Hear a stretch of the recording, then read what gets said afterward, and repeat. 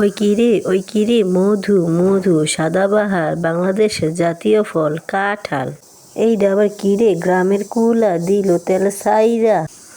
এইডা আবার কিরে পাহাড়ির আনারস, এইটাও তো দিল তেল সাইরা। বাংলাদেশের জাতীয় ফল কাঁঠাল, এইটাও তো দিহি দিল ডুব তেলে।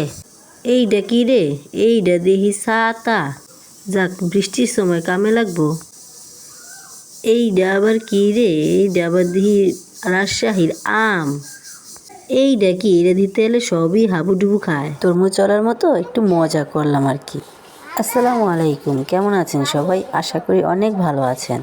আজকে সেহরি খাওয়ার পর থেকে আর ঘুমাইনি, সকাল থেকে লেগে পড়েছি কাজে। আমার বাড়ির সবাই মিলে আমাকে পিঠা বানিয়ে দিয়ে গেল। অনেক সুন্দর সুন্দর আর নানান ডিজাইনের পিঠা বানালো। আসলে এই কাজগুলো একা করা যায় না, সবাই মিলেমিশে এই কাজটা করতে হয়, তাহলে অনেকখানি এগিয়ে যায়। এই যে একটা কাঁঠাল বানানো, কত সুন্দর তাই না?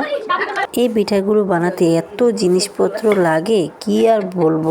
যাই হোক, একদিকে পিঠাগুলো ভাজছি আর অন্যদিকে সব জিনিসপত্র ধুয়ে মুছে পরিষ্কার করে নিচ্ছি।